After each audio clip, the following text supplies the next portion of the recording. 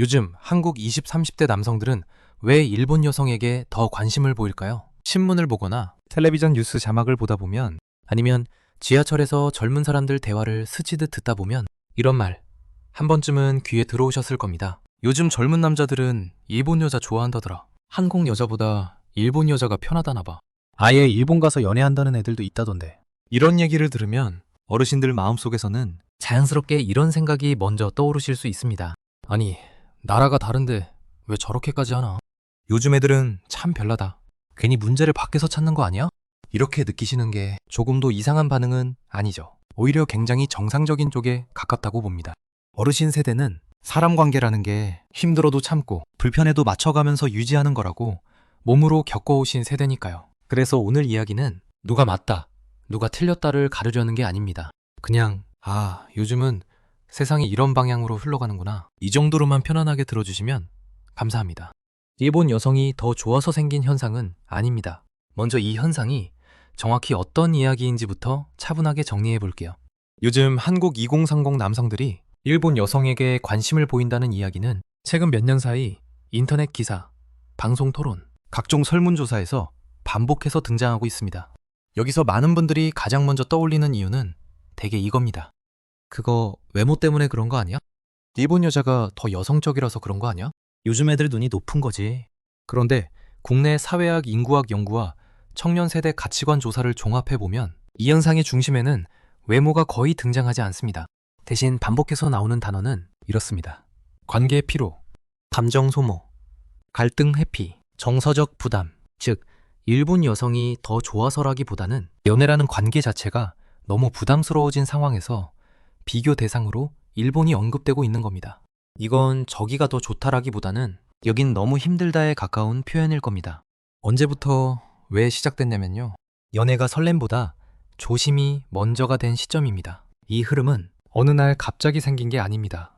여러 정부 조사와 대학 연구를 종합해보면 대략 2015년 전후부터 조금씩 누적되어 온 변화입니다. 그 시기를 떠올려보면 우리 사회에는 여러 변화가 동시에 나타나기 시작했죠. 연애, 결혼 관련 사회적 논쟁 증가, 젠더 이슈의 공론화, 개인 권리와 감정 존중에 대한 기준 강화. 이 변화는 분명히 의미 있는 진전이었습니다. 누군가가 일방적으로 참고 견뎌야 하는 시대는 끝나야 했으니까요. 하지만 그 과정에서 연애라는 관계는 조금 다른 방향으로 변하기 시작했습니다. 요즘 젊은 남성들이 연애를 시작하려고 할 때 가장 먼저 하는 생각은 이런 것들입니다. 이 말 혹시 오해될까? 이 행동 나중에 문제되진 않을까? 지금 이 상황에서 내가 뭘 해야 맞는 거지? 연애가 마음이 먼저 움직이는 일이 아니라 머리로 계산해야 하는 일이 된 거죠. 누가 주로 이렇게 느끼냐면요, 연애를 못 해본 사람이 아니라 지친 사람들입니다. 여기서 어르신들께서 자주 하시는 말씀 중 하나가 바로 연애를 못 해본 애들이라 그런 거 아니야? 입니다. 그런데 실제 조사 결과는 조금 다릅니다. 이 현상에 공감하는 사람들은 연애 경험이 전혀 없는 경우보다 몇 번의 연애를 해봤지만 항상 비슷한 이유로 끝났던 사람들이 훨씬 많습니다. 말 한마디가 갈등이 되고 의도가 다르게 받아들여지고 설명할수록 더 복잡해지는 경험들. 이런 일이 반복되면 사람 마음은 자연스럽게 지치게 됩니다.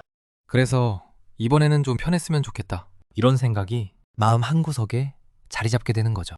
일본은 이상향이 아니라 다른 규칙의 상징인 겁니다. 여기서 아주 중요한 포인트가 하나 있습니다.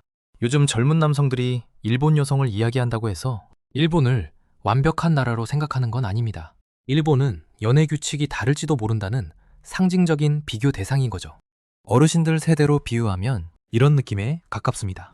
1970에서 80년대에 서울살이가 너무 팍팍해서 지방으로 발령나면 숨 좀 쉬겠다, 이런 마음 들었던 기억 있으실 겁니다. 일본은 그런 심리적 거리감 속에서 덜 긴장되는 공간처럼 이야기되는 겁니다. 어르신들의 젊은 시절을 떠올려보면 연애와 결혼의 기준이 분명했습니다. 여기서 잠깐 어르신들 세대 이야기를 조금 더 해볼게요. 1950에서 60년대에는 연애라는 말 자체가 지금처럼 흔하지 않았습니다. 소개로 만나고 몇 번 얼굴 보고 집안 형편과 성실함을 보고 결혼으로 이어지는 경우가 많았죠. 1970년대에서 80년대로 오면 연애가 조금씩 늘어나지만 기본 전제는 분명했습니다. 남자는 책임을 지고 여자는 가정을 돌보고 서로 참고 맞춰간다. 지금 기준으로 보면 답답해 보일 수도 있지만 당시에는 사회 전체가 그 규칙을 공유하고 있었습니다. 그래서 갈등이 생겨도 원래 다 그런 거다 라는 말로 정리되는 경우가 많았죠. 그런데 지금은 뭐가 달라졌냐면요. 요즘 연애의 가장 큰 특징은 공통 기준이 없다는 점입니다. 무엇이 배려인지, 어디까지가 예의인지, 어떤 말이 상처가 되는지 개개인의 사람마다 전부 달라졌습니다. 그러자 연애는 자연스럽게 피로도가 높은 관계가 돼버렸죠. 이 상황에서 일본 여성 이야기가 나오는 건 누군가를 깎아내리기 위한 게 아니라 조금이라도 덜 복잡했으면 좋겠다는 마음의 표현에 가깝습니다. 어르신들의 생각에 도망치는 것처럼 보이는 게 당연합니다. 여기서 다시 한번 분명히 말씀드리고 싶습니다. 어르신들께서 힘들면 맞춰보지 왜 피하느냐 이렇게 느끼시는 건 아주 자연스러운 감정입니다. 어르신 세대는 참고, 견디고, 책임지는 관계 속에서 가정을 만들고 사회를 지탱해 오신 세대니까요. 하지만 요즘 젊은 세대는 관계에서 상처받는 것 자체를 큰 리스크로 느끼는 세대입니다. 이 차이가 지금 이 현상을 만들고 있죠. 실제로 일본 여성은 정말 다를까요? 여기서 하나 더 차분하게 짚고 가야 할 점이 있습니다. 연구 결과를 보면 일본 역시 연애와 결혼 문제로 많은 고민을 안고 있습니다. 결혼 기피, 출산율 저하, 청년 고립 문제는 일본도 똑같이 겪고 있습니다. 즉, 일본이 특별히 이상적인 사회라서 이런 현상이 생긴 건 아닙니다. 다만 외국이라는 거리감 때문에 문제가 덜 보일 뿐이죠. 사실 이 주제가 사회적으로 주목받게 된 큰 계기는 이것입니다. 워킹홀리데이 경험담, 국제연애 후기, 해외생활 브이로그가 온라인을 통해 빠르게 확산됐기 때문이죠. 이 과정에서 개인의 경험이 마치 전체 현상처럼 보이게 된 측면도 있습니다. 하지만 통계를 보면 대다수의 젊은 남성들은 여전히 한국에서 연애와 결혼을 고민하고 있습니다. 일본 여성 이야기는 현실의 선택이라기보다는 지친 마음의 표현에 더 가깝죠. 그래서 그냥 이렇게 이해하시면 됩니다. 요즘 한국 2030 세대 남성들이 일본 여성에게 관심을 보인다는 현상은 일본 여성이 더 좋아서도 아니고 한국 여성이 문제라서도 아닙니다.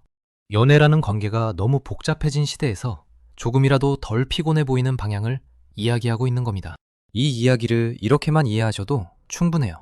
요즘 젊은 사람들은 연애에서 설렘보다 편안함과 안전함을 더 먼저 보는구나.